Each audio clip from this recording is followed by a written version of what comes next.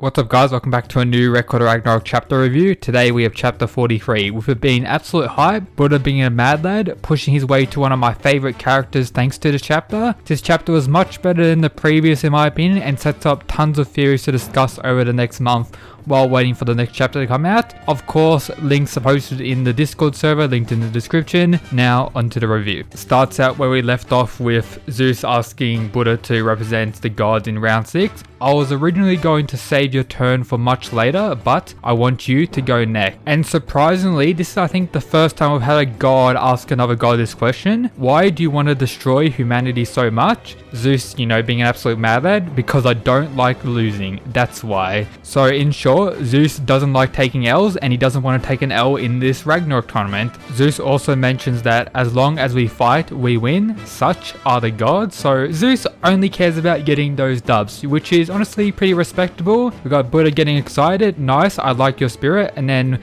it seems like both of them are getting ready to fight right here. They're powering up, but Buddha goes for a hug instead. And Zeus replies with, have fun, alright. And then we cut to the middle part of this chapter, and then the round 6 is at the end of the chapter. Help me reach my 2021 goal of 100k subscribers by subscribing if you're new to the channel or you just haven't already. It's free and easy to do. Also consider checking out the description for the Discord server and my Twitter. Now enjoy the video. So we cut to Gol, who saw that Brynhilde started bleeding, so she's going to get some bandages. While looking for these bandages in the sick bay, she notices that one of the lucky gods is there, as well as some of the other lucky gods, and that's the one who got messed up by Buddha 10 or so chapters ago, whenever it was. And we know the other god trying to heal his arm after it got destroyed. We got conversations between the other lucky god, which I guess is pretty interesting. I didn't really care too much about this, nothing really important happening at first. And then the other lucky gods who weren't already in the room appear behind Gol, who's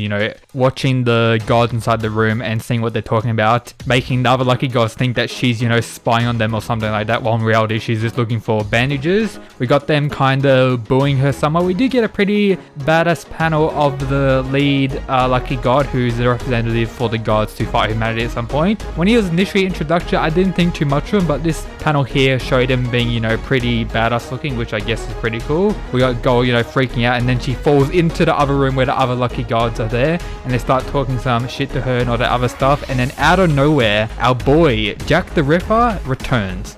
We see that his arms are all bandaged up from his fight with Hercules, but he seems to be chilling. Asked him, would you care for some black tea, sir? So, Jack the Ripper being an absolute mad lad. And then most of the conversation between the lucky gods and Jack the Ripper is, them being hostile towards him and, him talking in his Shakespearean tongue, as, would have expected. And then as they leave, we got him talking to Gol, with she thinking, oh, I thought they were going to kill me. Those 7 are more like the unlucky gods than the lucky gods, which is pretty funny. And then we have something interesting, which I'm not 100% sure about. I may have to look back at the chapter, but I believe there were 7 there. 1, 2, 3, 4, 5, 6. There was only 6 there, I believe. But she mentions 7 and Jack the Ripper notices 7. Did you just say 7, young lady? Yeah, I'm pretty sure they're called the 7 lucky gods in Japan. And then we have Jack the Ripper activating his eye ability to see the emotions of people on the lucky gods, and says some other Shakespearean stuff. Assumption is mortal's chiefest enemy. But he sees that there's something off with the 7 lucky gods,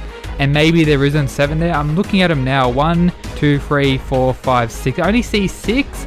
So maybe Jack the Ripper realizes there's 1 missing or something like that. I'm not 100% sure what this conversation was about. Let me know your thoughts of this down in the comments. We also have Gol mentioning that Jack the Ripper is covered in scars, while Jack the Ripper is thinking back to, Gol, being absolutely upset after Jack the Ripper killed Hercules, who was one of the closest gods to the Valkyries.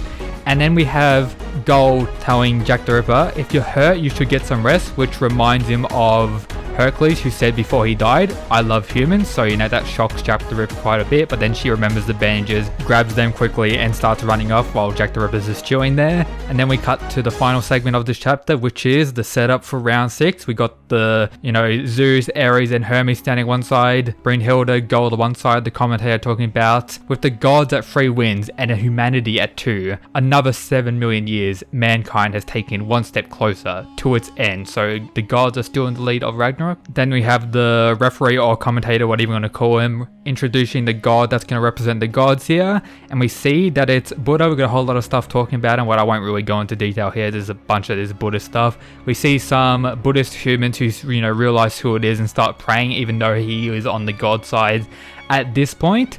Born alone, living alone, and fighting alone. We got Sasaki being shocked that he's fighting now. We got Okita and Izami remembering him from before. And then we have some lines from Buddha. Throughout heaven and earth, I am alone, the honored one. Throughout heaven and earth, I am alone, the mighty one. Only I am strong. Then a full panel of him raising his arm, which is, pretty badass, top tier as always. Some of the humans in the crowd are disappointed that Buddha's their enemy and, is kind of worried. And then for some reason, Buddha is still walking around the arena. At this point, Buddha should be standing still and waiting for the humanity's representative to come out. The commentators, confused what's going on. The gods in the crowd are confused. The humans are confused. Ares is confused as always. Everyone is just confused about what Buddha is doing. He takes the announcing thing away from the referee or announcer and then says, I'm fighting for humanity, so thanks. And, everyone just goes into an absolute shock. He looks directly at Zeus and the other top tier gods who are like tripping balls. We got Hermes, tripping, Ares tripping, Zeus not tripping as much as others, but he's, very confused, holding his beard. We got Odin who seems to be in an absolute rage, Loki in an absolute rage, Sasaki celebrating, Okita and Izami, he's like, oh wow, Goal having the most insane reaction, and Brunhilde, arms crossed, just chilling. I'm guessing she expected this from the start. He then crushes the announcing item as many of the gods in the crowd are, talking shit to him. We got a super badass close-up of his face as he opened his eyes. All the gods in the crowd, feel the pressure of Buddha and, shut up instantly. And then he turns around, points his weapon, which is pretty unique in my opinion. Not really sure what to call this. Some type of spear thing, but it's a little bit unique. If the gods won't save, then I will. And if any god gets in my way as he slams down his thing, I will kill them. So Buddha has put a threat directly on the other gods, and we see that Zeus is extremely shocked now. So yeah, Buddha is an absolute mad lad. Now the question is, who is going to fight Buddha? I'll probably make a separate video in a few days going over all the possible people